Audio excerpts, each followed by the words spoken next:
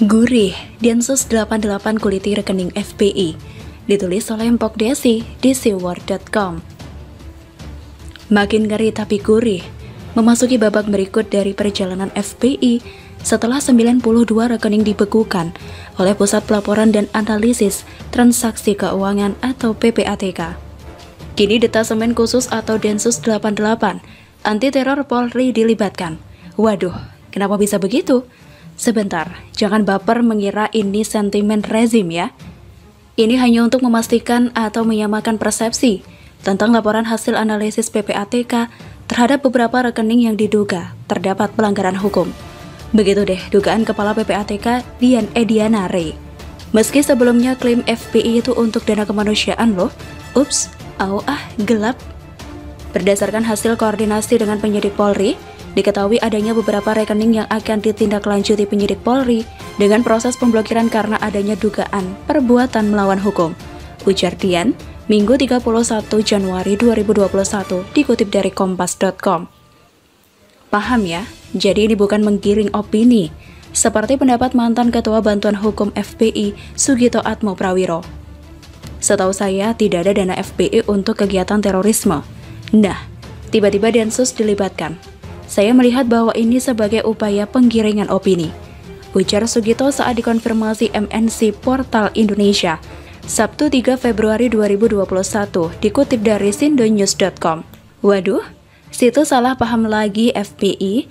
Oke, kita tahu sama tahu sajalah, kalau membicarakan FPI bisa 1000 rasa, 1000 arti. Kok jadi ingat bercandaan maaf bajai? Kata orang, jika naik bajai, hanya tukang bajai dan Tuhan yang tahu kapan belok. Hehe, maklum, bajai suka dadakan beloknya. Nah, mirip-mirip dengan FPI yang doyan belok kapan saja. Membicarakan aksi kemanusiaan, bisa jadi beda definisi dengan aksi kemanusiaan orang pada umumnya. Lawong, ketika di awal rekening dibekukan, Munarman langsung nyanyi, menuduh ini praktik Zionis. Rezim ini menggunakan strategi militer untuk memotong logistik lawan. Cara seperti ini mengadopsi Amerika, Yahudi, Israel, Zionis, kata Munarman kepada tim belak-belakan detik.com di kantornya, Senin 11 Januari 2021. WK, kocak, nyaring dulu, diam kemudian.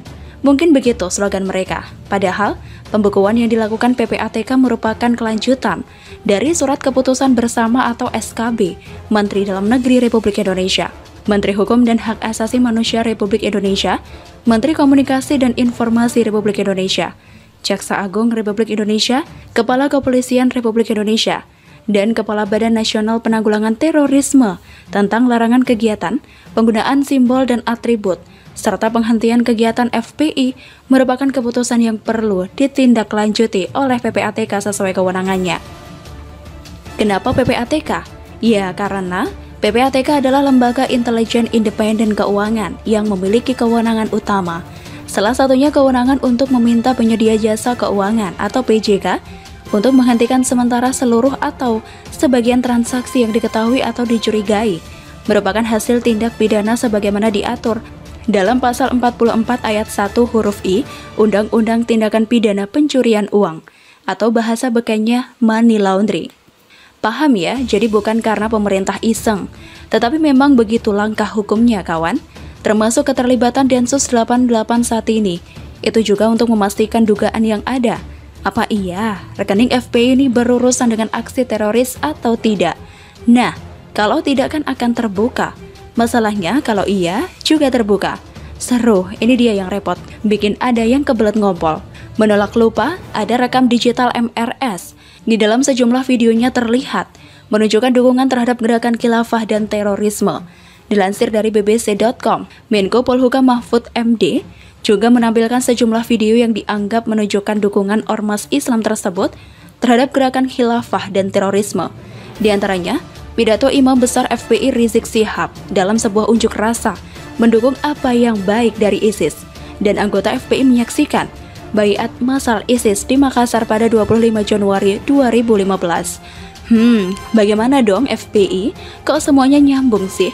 Jangan bilang juga bukan begitu maksudnya MRS.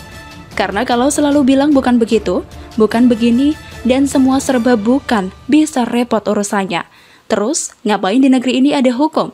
Kalau ujungnya yang benar harus versi FBI. Intinya pada akhirnya semua bakal terbuka, seperti aroma nasbuk yang selalu menggoda. 1 karet, 1 telur, 2 karet nasi rendang. Sayang, rekening digulung, nasbung jadi kenangan. Jangan bingung bang, ngerinya jadi panjang ujungnya kurungan. Hehehe, pantunnya berjudul Nasbung dan Kenangan Tentangmu.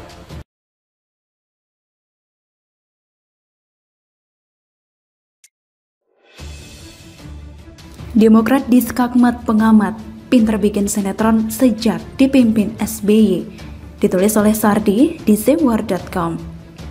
Riuh, meriah, gegap gempita, heboh, dan sensasional. Dari Abu Janda yang menjadi topik perbincangan, sekarang semua perhatian beralih ke Partai Demokrat dan AHY.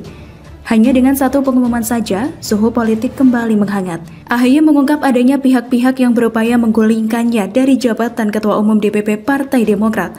Siapa juga yang mau merebut Demokrat? Cepat atau lambat juga partai ini jatuh sendiri. Setelah SBY pensiun, nyaris partai ini tidak punya gebrakan apapun. AHY pun seolah hanya di sana, tidak bisa berbuat banyak untuk partai. Karisma tidak sebesar bapaknya. Maklum aja lah, terlalu dini jadi ketum partai. Dia memang serba terlalu dipaksa jadi cagup DKI, padahal pengalaman minim. Muldoko yang namanya diseret sebagai orang yang terlibat di dalamnya pun sudah buka suara dan membantah. Dia sudah klarifikasi dan bahkan menyentil telak AHY. Muldoko merasa heran dengan istilah yang digunakan oleh AHY, yaitu kudeta. Dia mengatakan istilah kudeta terjadi gerakan dari dalam organisasi, bukan dari luar organisasi tersebut. Kalau ada istilah kudeta, ya kudeta itu dari dalam. Masa kudeta dari luar? Itu saja kira-kira penjelasan dari saya, kata Muldoko. Direktur Eksekutif Kelompok Diskusi dan Kajian Opini Publik Indonesia atau Kedai Kopi, Kunto Adiwibowo, menilai hal itu merupakan urusan internal Partai Demokrat. Jadi, sebaiknya ini diselesaikan internal di Partai Demokrat sendiri. Kalau memang Mas AHY punya bukti-bukti, ya harus diselesaikan secara hukum. Dan yaitu ADART partai itu sendiri kan. Kalau memang dikeluarkan, ya dikeluarkan. Kalau memang ada tindak pidana, tuntut saja ke pengadilan, katanya. Dia mengingatkan bahwa Partai Demokrat sejak dipimpin oleh SBY pintar membuat skenario, drama, untuk mengambil hati pemilih di Indonesia. Dan sangat mungkin pikiran itu keluar bagi siapa saja yang mendengarkan cerita ini, katanya.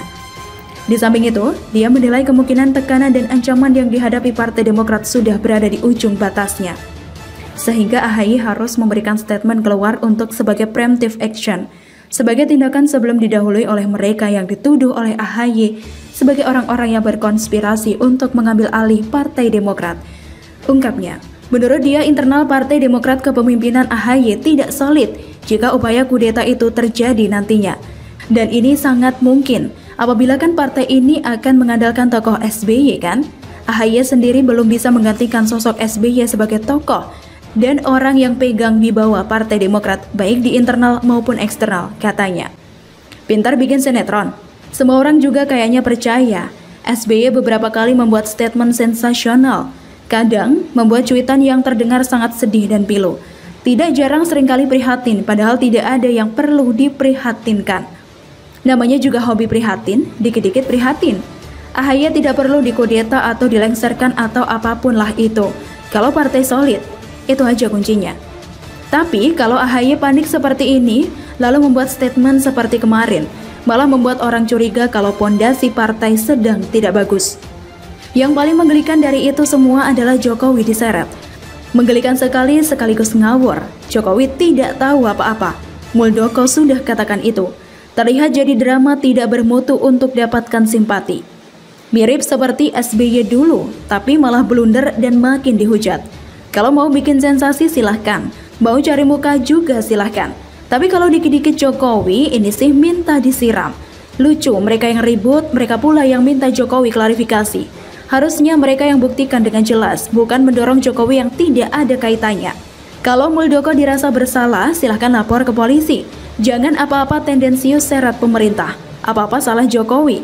Kalaupun misalnya, katakanlah Muldoko terlibat, apa mungkin Jokowi yang suruh? Mungkin ini kebanyakan nonton film konspirasi. makanya tidak mikir, langsung tuduh ini konspirasi. Langsung blow up jadi drama seri baru. Tapi apapun itu, Demokrat memang berhasil buat sensasi. Tapi lihat saja, Demokrat tidak akan besar kalau modelnya masih kayak begini. Suka bikin sensasi dan mengaitkannya dengan pihak lain. Sekarang aja udah terseok-seok, hanya tinggal menunggu waktu partai ini ditinggalkan. Bagaimana menurut Anda?